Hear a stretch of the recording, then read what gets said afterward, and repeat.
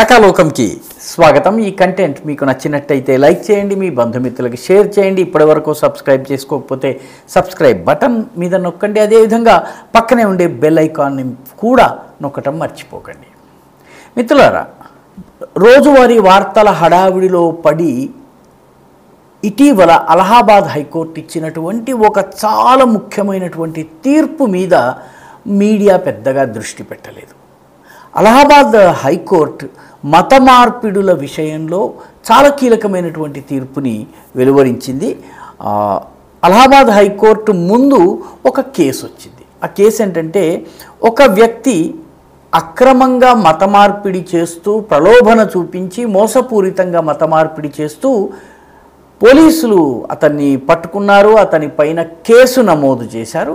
తన పైన కేసు నమోదు చేయటాన్ని ఆ మత మార్పిడి చేసేటటువంటి వ్యక్తి సవాల్ చేశాడు. అతను రాజ్యాంగంలో మత ప్రచారం చేసుకునే హక్కు ఉంది, మత ప్రచారం అంటే మత మార్పిడి, కాబట్టి నేను మత మార్పిడి చేసుకోవడం అనేది ఇది రాజ్యాంగబద్ధమైనటువంటి హక్కు, కాబట్టి నన్ను అరెస్టు చేయడం చెల్లదు అన్నటువంటి వాదనతో అతను న్యాయస్థానాన్ని అప్రోచ్ అయ్యాడు. న్యాయస్థానము కేసు మొత్తం అంతా విచారించిన తర్వాత జూలై 9వ తారీఖున చాలా కీలకమైనటువంటి ఆదేశాలను వెలువరించింది. అతను బెయిల్ అడిగాడు. తన మీద కేసు కొట్టివేయాలి, లేదా తన మీద ఉన్నటువంటి బెయిల్, తన అరెస్ట్ నుంచి తనకు బెయిల్ ఇవ్వాలని చెప్పి అతను కోరాడు. ఈ బెయిల్ ఇవ్వడానికి అలహాబాద్ హైకోర్టు నిరాకరించింది. అలహాబాద్ హైకోర్టు జడ్జి అయినటువంటి జస్టిస్ రోహిత్ రంజన్ అగర్వాల్ ఈ ఆదేశాలు జారీ చేస్తూ చాలా కీలకమైనటువంటి వ్యాఖ్యలు చేశారు. ఆయన మత స్వేచ్ఛ అంటే మత మార్పిడి కాదు, మత స్వేచ్ఛ వేరు, మత మార్పిడి వేరు. మత మార్పిడిలో ముఖ్యంగా మోసపూరితంగా, ప్రలోభన ద్వారా, భయపెట్టడం ద్వారా, లేకపోతే రకరకాల అక్రమ పద్ధతుల్లో మత మార్చడం ఏదైతే ఉందో, ఈ మత మార్పిడి రాజ్యాంగ హక్కు పరిధిలోకి రాదు. ఈ రకంగా మతం మార్చడం ఏదైతే ఉందో దీనిని మత స్వేచ్ఛగా పరిగణించడానికి వీల్లేదు. కాబట్టి మతాన్ని పాటించేటటువంటి స్వేచ్ఛ మతాన్ని మార్చేటటువంటి స్వేచ్ఛగా చెప్పకూడదు అని చెప్పి జస్టిస్ అగర్వాల్ వ్యాఖ్య చేశారు. ఇది చాలా కీలకమైనటువంటి వ్యాఖ్య. ఆయన ఈ వ్యాఖ్యలో వ్యక్తికి తన మతాన్ని ఆచరించి, పాటించి, మతం గురించి 10 మందికి తెలియజేసే హక్కు ఉంది, కానీ మతం మార్చే హక్కు లేదు అని చాలా స్పష్టంగా చెప్పారు. మేము మూకుమ్మడిగా వస్తాము, మతం మారుస్తాము అని చెప్పడము ఇది మత స్వేచ్ఛ పరిధిలోకి రాదు అని ఆయన అన్నారు.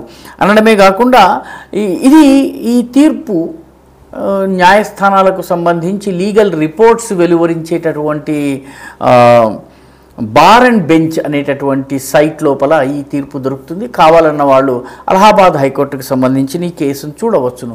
దీనిలో ఆయన మరొక ముఖ్యమైనటువంటి మాట తాను చెప్పినటువంటి ఇతర మాటలతో పాటు ఆయన జోడించారు. అదేమిటంటే, ఈ రకంగా మత ప్రచారాన్ని గనక కొనసాగనిచ్చినట్టయితే ఈ దేశంలో ఉన్నటువంటి మెజారిటీ ప్రజలు ఒక రోజున మైనారిటీలుగా మారిపోవచ్చును.